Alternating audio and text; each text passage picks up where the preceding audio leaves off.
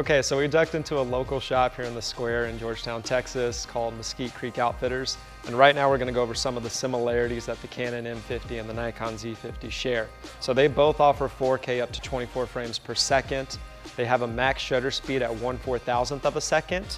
They have a flip screen that's gonna come down into like a selfie mode, so you can actually, do some personal vlogging or some selfie taking. And in my opinion, they're both entry mirrorless level cameras, and they're both geared towards creatives and their creative kits. All right, so now we're gonna go over some key differences. So your Canon has 24.1 megapixels, while your Nikon has 20.9 megapixels.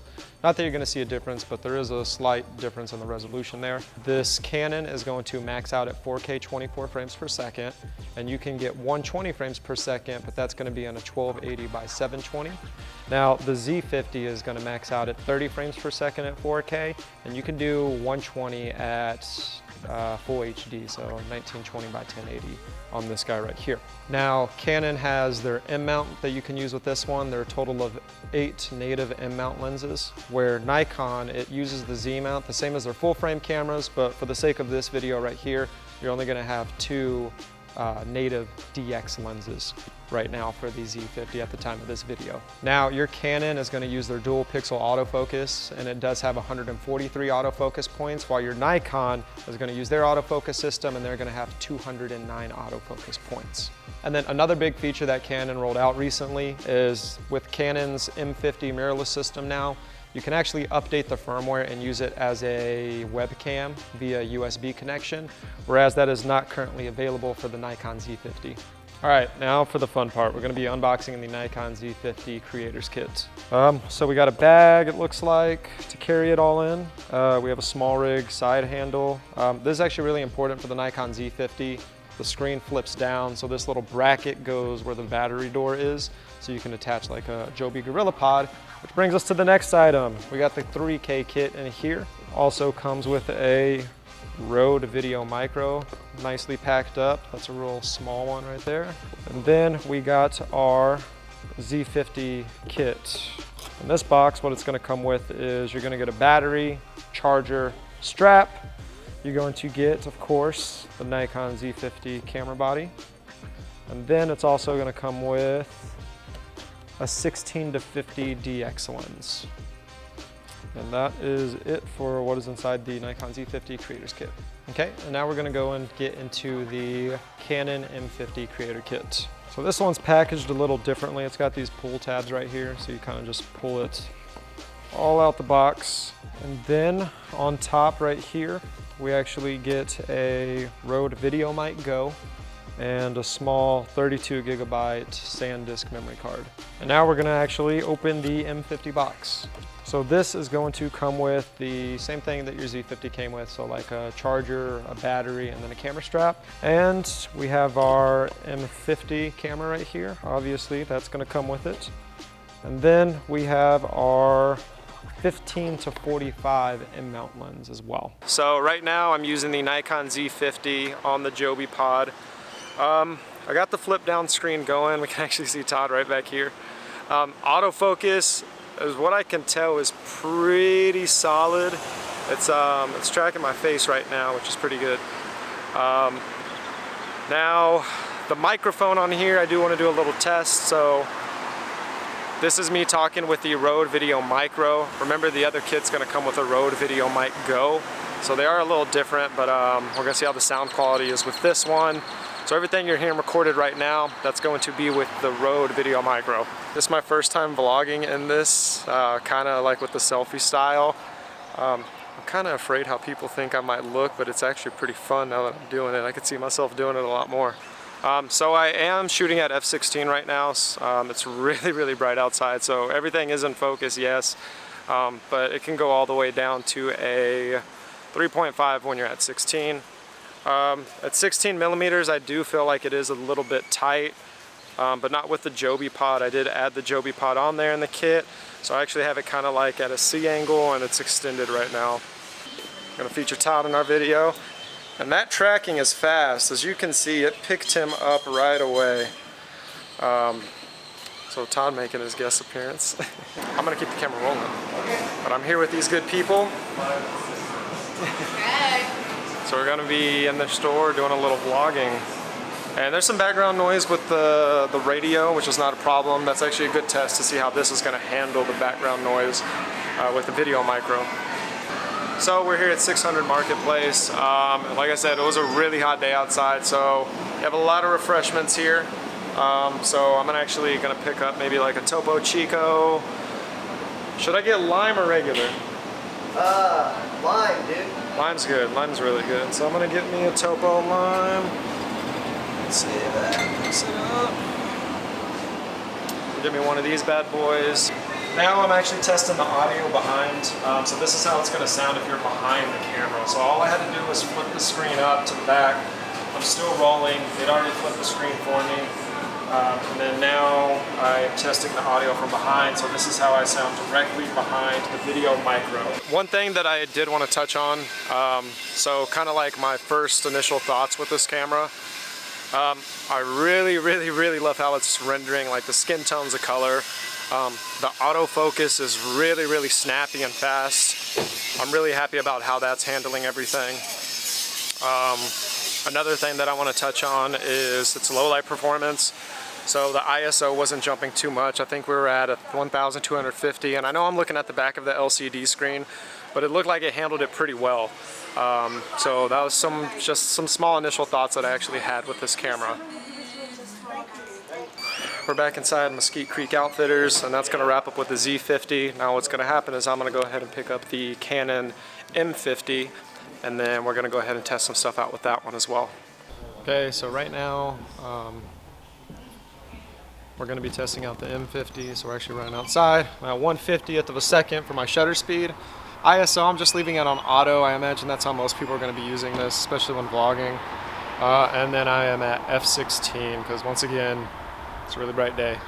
One thing that I do wanna talk about as well, 15 millimeters was really in tight. Now, in the Creator Kit, it doesn't come with a Joby pod like it does with your Nikon Creators Kit.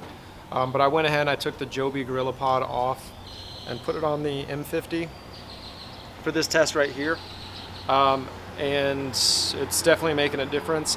So if you are gonna pick up the M50 kit, I'd recommend getting like a Joby Gorilla Pod or something like that. Because once again, hand-holding this at 15 millimeters, it is gonna be pretty tight. So right now we're going to be heading to Brazos Market here in the square again.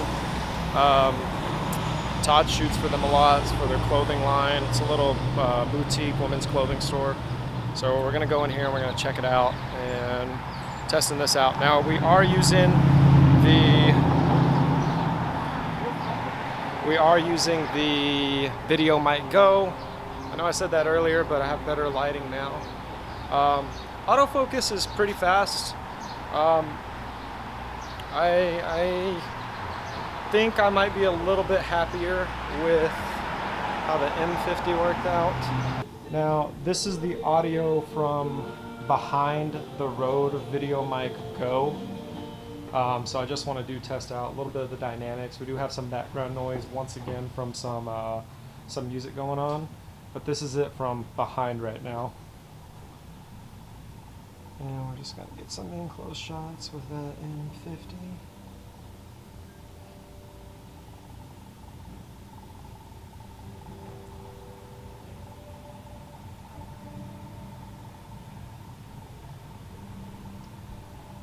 Some initial thoughts that I have about this Canon M50. Tracking works really well. It might be personal preference, but I really liked how the colors out of the Nikon looked a little bit better, but like I said, that's all subjective, so that doesn't matter too much. The flip side screen, I do see myself looking at myself a lot. You probably noticed that too, that I'm not looking at camera very much. I'm more focused on like what I'm filming. It is a little bit zoomed in, so I mean, I am extending my arm. It's getting a little heavy, but the setup is pretty small, so I mean, it is doable.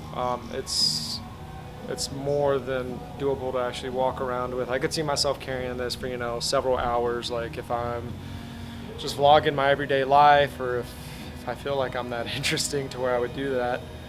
Getting pretty grainy there. I don't know what ISO we're at, but it is getting pretty grainy. So I'm not gonna be, let's wait for it to adjust. I'm not gonna be looking at it. I'm gonna be focusing going down these stairs, so we'll see. And this is a good test for the stabilization. Once again, you don't get stabilization in the actual camera, but you do get it in the lens as well. Low light wasn't as on par, in my honest opinion, with the Nikon, but still not bad. But yeah, so that's gonna wrap up our test with the M50. So now we're here at Mesquite Creek Outfitters again, and we're just gonna go back in. We're gonna grab the gear, and then we're gonna do some final thoughts on what we thought about both the cameras. So we'll see you on the final thoughts. Okay, so final thoughts with these cameras. Overall, my experience, I was really happy with both of them. Now, your Canon M50 is going to be retailing for about $550 at the time of this video, and your Creator Kit for this one is going to be running you $1150. The flip down screen was something that I was kind of worried about, but once I actually was using the flip down screen, I personally preferred that because I wasn't having to look off to the side. I just had a quick glance down at myself. So for viewing myself, the flip down screen actually won in my opinion. Now the one downside to that is that you have to use this bracket to be able to put a Joby pod right here with the threading. Now, if you're looking to vlog for a little bit, that's gonna be fine, especially if you have a full charge battery. But if not, this does block the battery door, so that was kind of a nuisance. Or the Canon M50, that was no problem. Just right under there, you got the standard threading, and you had the flip out screen. Flip out screen was nice, but I did notice myself not looking at camera very much. I was looking off to the side, which I felt like you could tell. Let me know down in the comments if that's something that you could tell I was looking out at a lot. The autofocus was pretty good on both of them. Although I'm gonna have to say the winner for that went with the Nikon Z50. It was picking up really fast, it was real snappy. If I was putting Todd in the frame or just anyone in particular, it would pick up their face and start to autofocus again. But that's not saying that the Canon M50 didn't do good as well. This one was real snappy as well, just I think the slight winner here is gonna go to your Nikon. Low light performance, I really saw it struggle with the M50, even on the back LCD screen when we were going down the stairs of the Brazos Market. I could see a lot of grain in there. So that is one thing that you want to keep in mind with this. You're going to need plenty of light, and it is going to struggle a little bit in the low light. Now size, ergonomics, you have a really nice grip on the Nikon Z50 right here. It's a little bit smaller on this setup, but this was actually a lot nicer to carry around with me, at least in the vlogging mode, just because of the weight of it. If I was carrying it around taking photos all day or behind the camera, then I probably would opt for the Z50 right here. I think both these cameras did phenomenal. So we're gonna have to take a look at some test footage afterwards and see how that came out on an actual monitor. But would I pay $1150 for something like this? Most people, I think, aren't gonna need this option right here if they're doing any vlogging, unless they're serious full-time vloggers. If you're just looking to get in this and get a nice camera and you're thinking about doing some vlogging, then I would definitely opt with something like the Canon M50, especially for the price point for what you get. I feel like this is the most bang for your buck. And I was overall happy with this experience with the Canon M50. Now, if you're looking to do a little bit more photography, something lightweight to travel around with, and you take photography a little bit more serious, don't want to carry around a full frame, then I would definitely opt for something like this, especially if you already have like a Z series camera, like a Z6 or a Z7. Putting your full frame lenses on here would definitely be a plus. So yeah, guys, let me know down in the comments what y'all think about overall. Let me know if you would actually consider going with something like the Z50, or if you think the M50 is more than enough for you. And remember to like, share, subscribe, and we'll see you on the next video.